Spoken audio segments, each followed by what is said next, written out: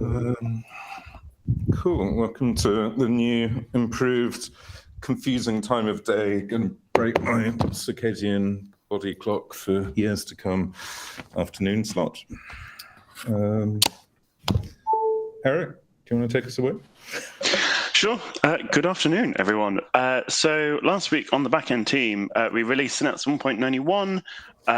There's a bunch of improvements there to the admin API and performance stuff, etc. We are aware, however, of a performance regression there. We are planning to release a hotfix today, so 1.91.1 patch release.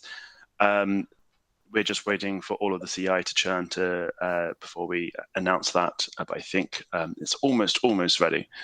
And otherwise, mostly just continuing helping out with sliding sync and mass. And for the coming week, basically more of the same. Cool. Exciting. Any questions of Eric?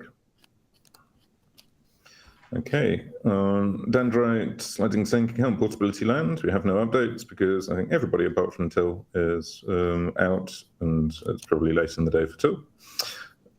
Spec-wise, Andrew, do you have stuff to expatiate? Yes, I do.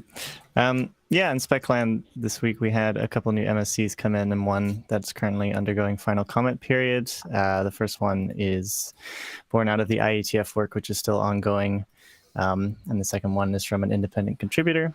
Do check them out if you're interested in any of those titles. Otherwise, though, last week the big news was Matrix 1.8 coming out.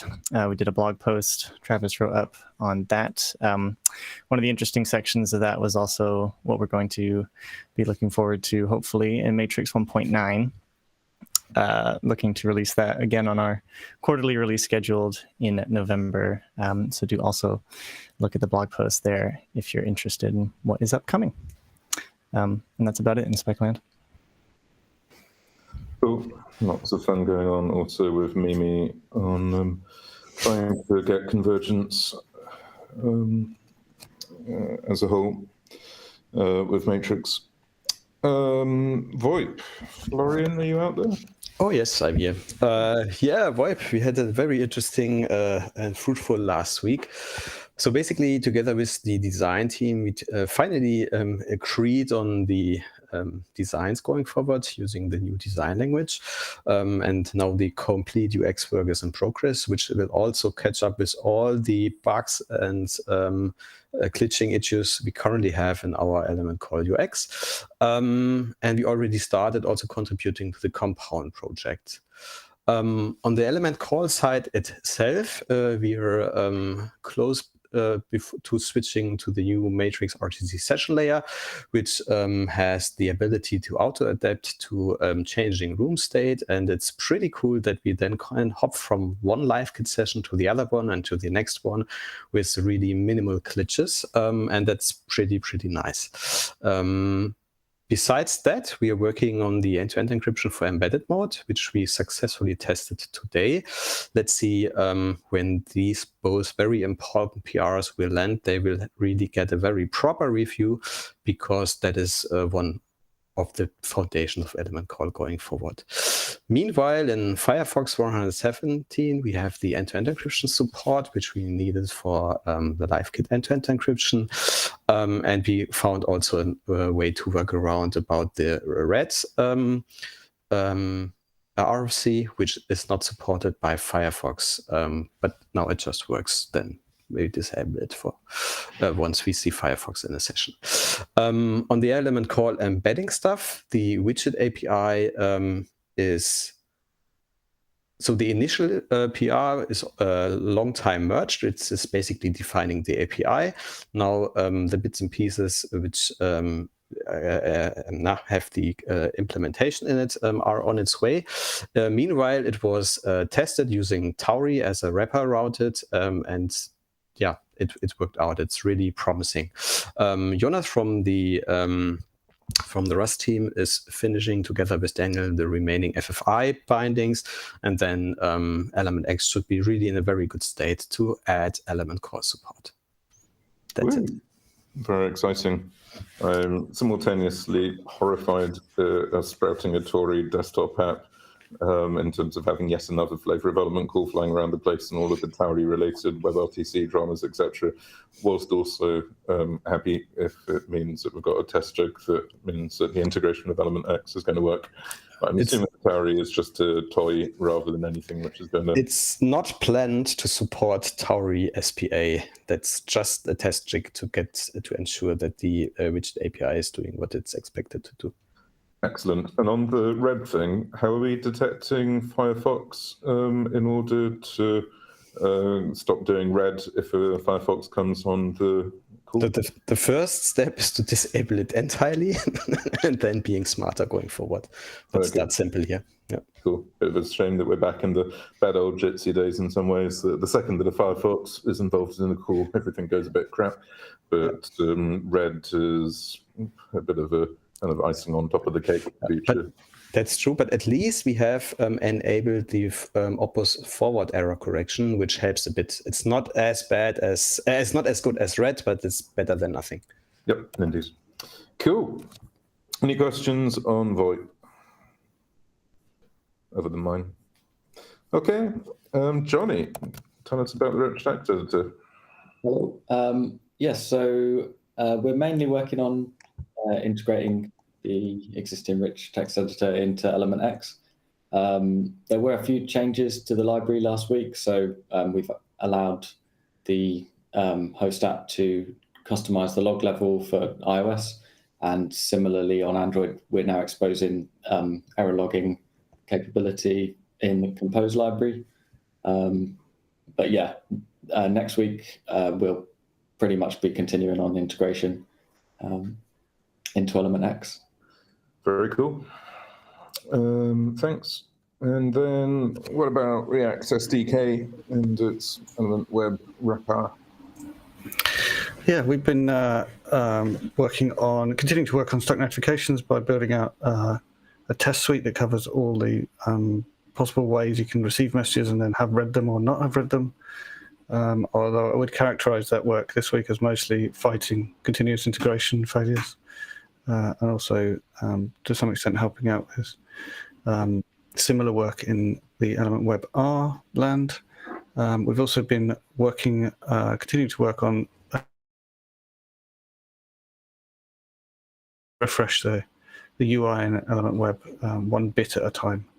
That work's progressing, and there's a labs flag that you can use to see how it's going so far. That's it from us. Cool. Thanks, Andy. And then moving on into both legacy and next generation Android. Benoit, how's it going? Yeah, hello everyone. So on the Element Android, there are a few changes around the OIDC support. So especially in the settings about the uncouth management, which is managed externally if you're using an OIDC issuer, a server with that support. And on Element X, we were close to release the app to production, but we wanted to fix an issue about notification content missing when the room is encrypted and you can't have the key, or the sync is not running, so you don't get the key. So it's been fixed today, and there was a new release with a version up, which is on the way to the Play Store on the open testing, and we will push to production if everything is fine quite soon. For the rest, polls is done, so you can now create polls on Element X Android. You can view polls, and you can vote, and you can end polls from the timeline. Yeah, this week we will focus on Element Core and mainly doing more bug fixes and design polish. Yeah. That's it for us. Thank you. Cool. So how long are we going to leave 016 in the testing channel for? Yeah, it can be short. The thing is that since the pull request has been merged today, we haven't really played with it using the nightly. It will be in tomorrow's nightly, so maybe we can wait 1 one day or 2 days. And Okay. if we're confident enough, we can promote to production. Doesn't mean that we will not do more releases with more bug fixes in the future, but yeah, we want to have a quite stable and usable application for the first production launch. Cool. Thanks, Benoit. Okay, any questions on Android? In which case, Doug, you win the time zone prize for iOS. Sure do. Hello. So on iOS, it's a little bit similar to Android in some ways. We've implemented the same sort of support for OIDC in the old app for sessions that need to do account management through the auth issuer instead. And we had a small fix for notifications that were missing sounds. All of that should be available in the App Store today in version 1.11.1.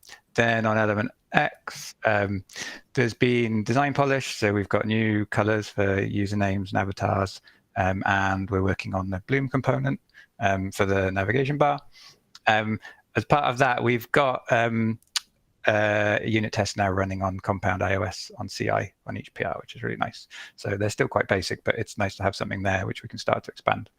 Then OIDC-wise, a lot of time was spent working on cross-process token refresh, which by the end of Friday, we had something that it actually works. And so now it's testing it a lot more and just getting that ready to merge. There's been lots of testing on Element Call. Then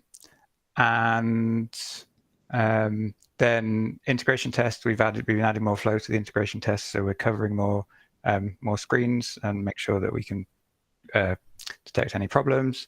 And we've fixed some of the performance test signposts, so we should be getting more useful metrics out of those. And yeah, other than that, just polls continue. Rich text editor is now integrated under a feature flag. The formatting buttons aren't there yet, but it's the first step. And notification modes are now shown in the room list. So this week will be more of the same. I was very amused to enable Rich Text Editor in Labs, go back triumphantly into the app and see a text field. But I believe you 100% that is backed by amazing amounts of Rust and rich text editing and could potentially show me all sorts of exotic rich text formatting, but I guess we just need some buttons. Baby steps. So Doug, on the performance tests, when I look at the dashboard, do I now trust everything as of like this week? Yes. I think it was middle of last week that the changes got merged. Okay, great. So things like login times and first time sync, that's all legit now. Yeah, so it's taken care of because the problem before was it was clashing with things like the cold cache. So it should be testing the right parts of the flows now. This is super cool. Brilliant. Thank you. Cool. Thanks, Doug. Any questions on iOS other than Neil's interjection? In which case, tell us about QA, if we have Michael or Agat. Hi. I think we've got both of us, but I'm going to speak today. So the news in the code coverage land is that Element X and Element iOS and Android are busily fighting each other like in millimeters of percentages for the top stop in coverage. So both sides, one more test will put you in the lead. Other than that, I've been getting the traffic light tests for Element Call working on macOS. I think I have a solution there, but I just need to turn up in the office again with a Docker Compose file and try it on a real Mac.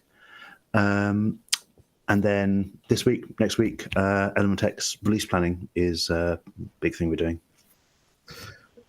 Tell us what the difference is between overall and the bracketed internal here. I mean, obviously this is UT coverage, but what's the difference between internal and overall? So if you are, say, Element X iOS and you've got a big chunk of Rust SDK, then the overall percentage is your code base, as in everything we've written, including all of the Rust SDK and so on. The internal stuff is just the iOS code pure, the Android pure code. And so similar things happen for, Element Web with the JS SDK and the React SDK. So it's trying to get an idea of the quality of the code as a whole, where if you're looking at, say, the UI components of iOS, having really deep test coverage in that isn't necessarily as valuable as having really deep test coverage in the Rust SDK. Makes sense. Hopefully my bullets have captured what you just said in bullety form. Cool. Thanks, Michael. Any questions on the world of QA? Test coverage, internal or external? In which case, over to Monsieur. Ooh. Okay, sorry, it's me. Can you hear me? Hello, Manu. Okay, hello. So yeah, I will add that this overall is about dependency software we write. It's not about the dependencies, external dependencies, third parties dependency we are using. True. Without so internal means without internal dependencies. Overall means with internal dependencies. Happy? Clear as mud. Right. Any other QA comments, thoughts? If anyone has better words for those two things, please let me know. Kind of reminds me of a nightmare in profiling where you try to figure out whether you're charging to parents or charging to children, and I at least never ever understand what way around it goes. So I suspect there is no good answer. Cool. In which case, over to Monsieur Bouvier. Hello, everyone. So news from the Rust SDK team. There was lots of feature work and bug fix on OIDC. So you heard about the cross-process lock that we require on iOS, and that has started working on Friday evening, making it possible to actually refresh the OIDC tokens when you are receiving notifications. And that means you're not getting logged out when you receive a notification on iOS anymore. That still needs to land across the week. So we also have initial support for polls that landed in the SDK with the ability to also stop a poll and end a poll early. Client integration with the new widget API that will be used for element call integration in the SDK. Lots of performance improvements and fine-tuning for sliding sync in general, so that very large accounts can still have reasonable performance with sliding sync. We also added support for, better support for read receipts in Rooma, and that has been enabled in the room list that is used in the SDK if you're using the sync service. Lots of improvements to the FFI bindings, lots of bug fixes, like logging improvements, CI improvements as usual. And for this week, we're going to work more on element call, the widget API namely, OIDC's cross-process stuff, and making notifications more robust on Android in general. Awesome. Thanks, Benji. And any questions on Rustland? Also, thank you, Rust team, for not murdering me last week whilst iterating on the performance, trying to get back to FOSDEM level performance. In which case, I would take hydrogen because Bruno is off paternitying still, and Midden is on both the wrong time zone and is also moving over to React SDK land to help out a bit. Hydrogen itself as a project is still going to keep ticking over. But given that we don't have Midden in this meeting in this time zone and Bruno is out, suggest that we shelve the section here for now. Moving on, encryption land. Minimal bullets on encryption. Do we have a Valère out there somewhere? Do we have any encryption person out there? Or am I going to have to seize VDH by the testimonials? I can speak if you like. We're focusing on wrapping up our work on Element Web R. As Valère has written, the key points are key backup and message shields. Hubert has been spending a bunch of time focusing on our next generation key backup solution, which is going to involve signing our key backups. And that's about it, really. Everyone else has been away. Cool. Well, the brave new world.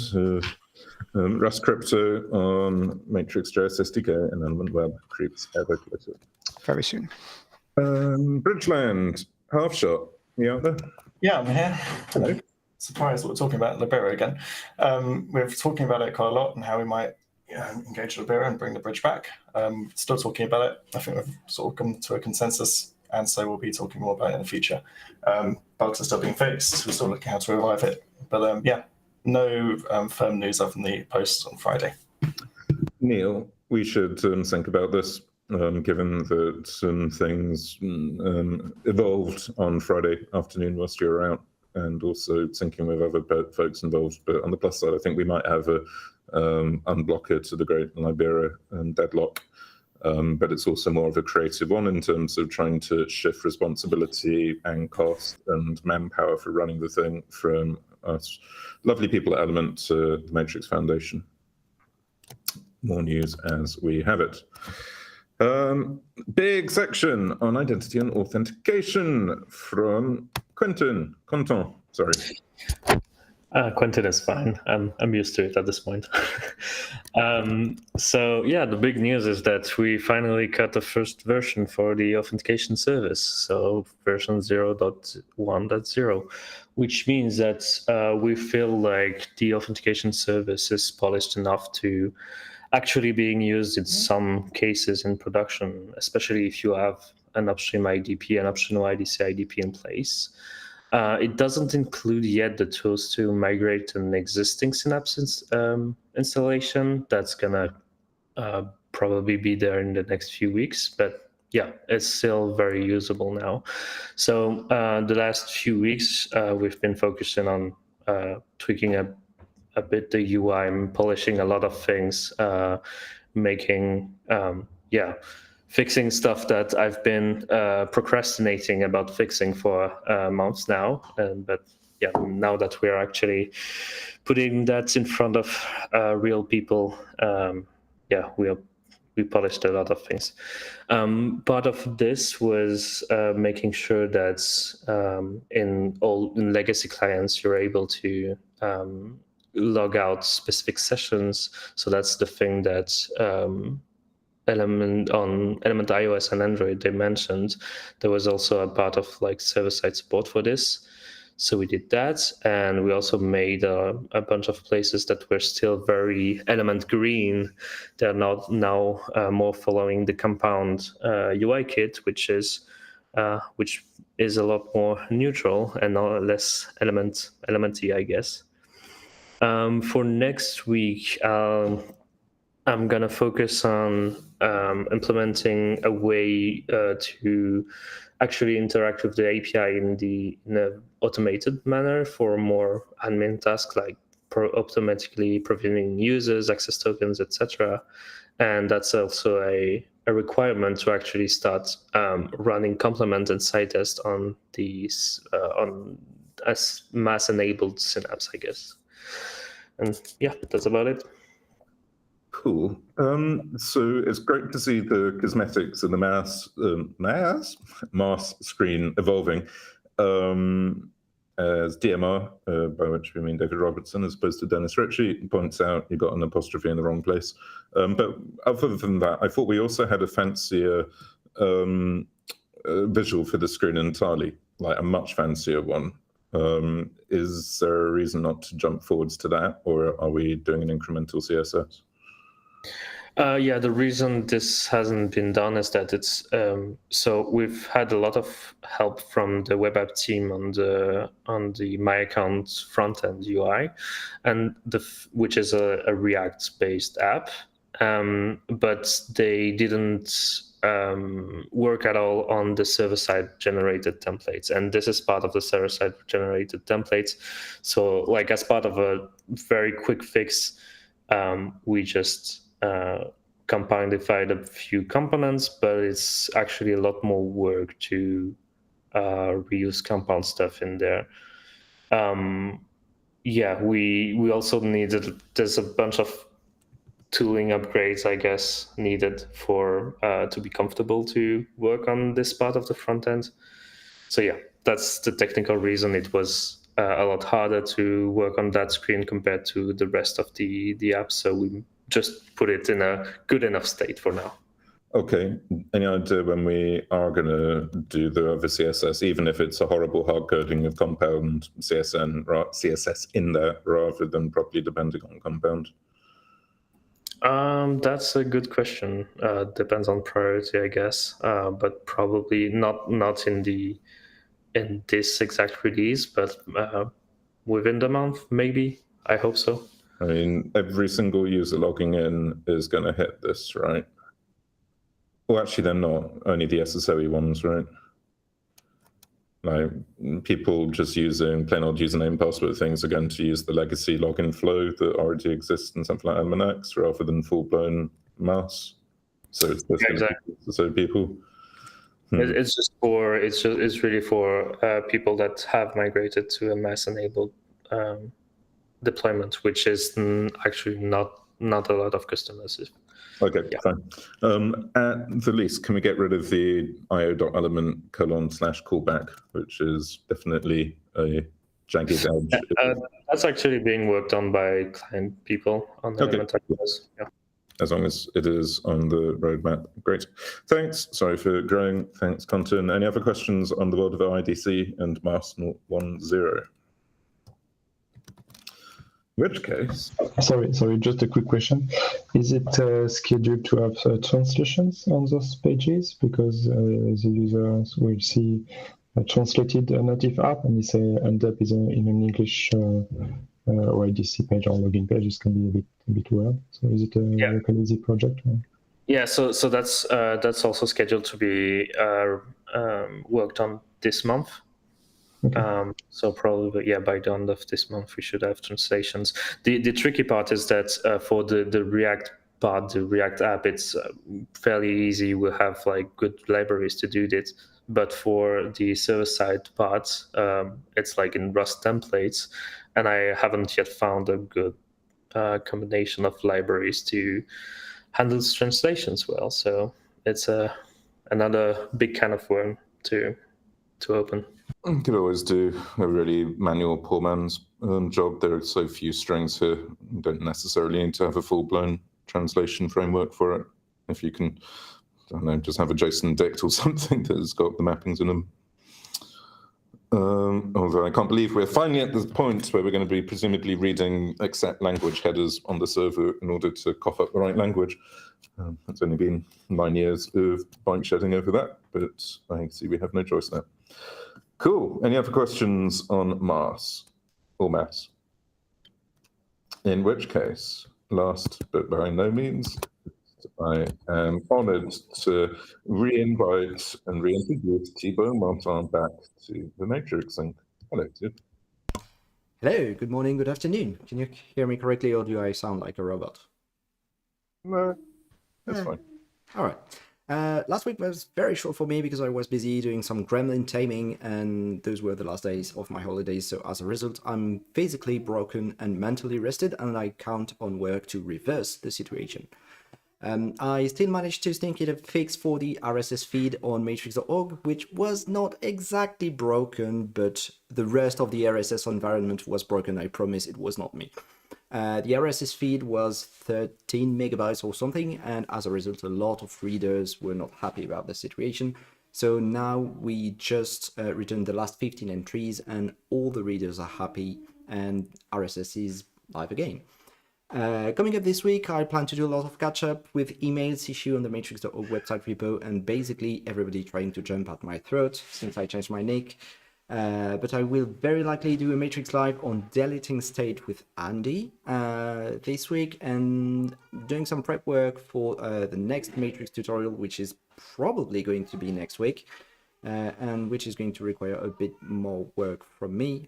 This is going to be about how to use the Rust SDK in an iOS app. And that's it for me. Cool.